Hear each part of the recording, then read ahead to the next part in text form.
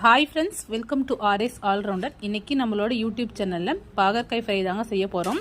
இது ரொம்ப சிம்பிளான ரெசிபி, ரொம்பவே குயிக்காக செஞ்சு முடிச்சிடலாம். இந்த ரெசிபி செய்கிறதுக்கு வெறும் 3 பொருள் தாங்க நம்ம யூஸ் பண்ணிக்க போகிறோம்.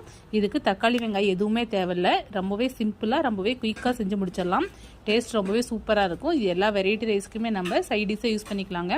ரசம் சாதம், தயிர் சாதம் இதுக்குமே யூஸ் பண்ணிக்கலாம். இப்போ வாங்க இந்த ரெசிபி எப்படி செய்யலாம்னு சொல்லிட்டு வீடியோக்குள்ள போய் பார்க்கலாம். இந்த ரெசிபி பண்ணுறதுக்கு நான் இன்னைக்கு 1/4 கிலோ பாகற்காய் வாங்கி இது மாதிரி கட் பண்ணி வச்சுருக்கிறேன். கட் பண்ணிவிட்டு நல்லா வாஷ் பண்ணி எடுத்துக்கிட்டேன். இப்போ வாங்க எப்படி செய்யலாம்னு சொல்லி பார்க்கலாம். ஒரு பேனில் 2 டீஸ்பூன் ஆயில் ஆட் பண்ணிக்கிறேன். எண்ணெய் நல்லா சூடாயிடுச்சு. இப்போ இது கூடவே 1/2 டீஸ்பூன் கடுகு ஆட் பண்ணிக்கலாம். கடுகு நல்லா பொரியுது. இப்போ கட் பண்ணி வச்சுருக்கிற பாகற்காய் இது கூட ஆட் பண்ணிக்கலாம்.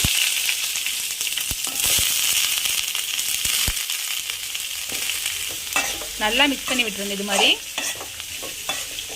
இது ரொம்ப சிம்பிளான ரெசிபி. இதுக்கு தக்காளி வெங்காயம் எதுவுமே தேவையில்லை.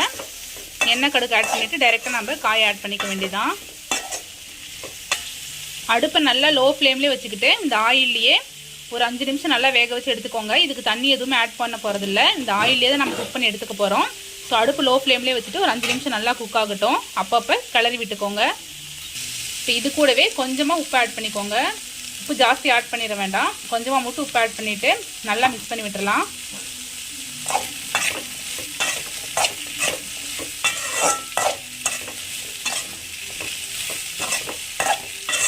நல்லா மிக்ஸ் பண்ணி விட்டாச்சு. இப்போ அடுப்பு லோ ஃப்ளேம்லேயே வச்சுக்கிட்டு காய் நல்லா குக் ஆகட்டும். பாருங்கள், காயை லோ ஃப்ளேம்லேயே வச்சுக்கிட்டு அப்பப்போ ஓப்பன் பண்ணி கலரி விட்டு 5 நிமிஷம் நல்லா வேக வச்சு எடுத்துக்கிட்டோம். இப்போ இது கூடவே 1/2 டீஸ்பூன் மஞ்சத்தூள் ஆட் பண்ணிக்கிறோம். நல்லா மிக்ஸ் பண்ணி விட்டுக்கோங்க.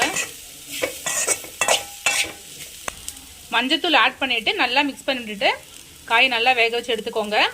நல்லா சிம்லேயே இருக்கட்டும். ஹை ஃப்ளேமில் வைக்கும்போது தீஞ்சிரும். அப்பப்போ ஓப்பன் பண்ணி பார்த்துட்டு கலரி விட்டுக்கோங்க. இந்த ஆயிலே தான் காய் நல்லா குக் ஆகணும். இப்போ காய் நல்லா வேகட்டும். பாருங்கள், பாகற்காய் சூப்பராக குக் ஆகிக்கிட்டு இருக்கு. அப்பப்போ ஓப்பன் பண்ணி பார்த்துட்டு இது மாதிரி கலரி விட்டுக்கோங்க. அப்போ தான் காய் எல்லா சைடும் நல்லா குக் ஆகும். இப்போ காய் இன்னும் கொஞ்சம் நல்லா வேகட்டும்.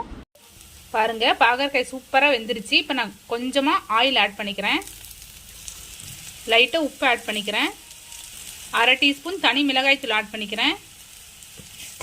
நல்லா மிக்ஸ் பண்ணி விட்டுறலாம்.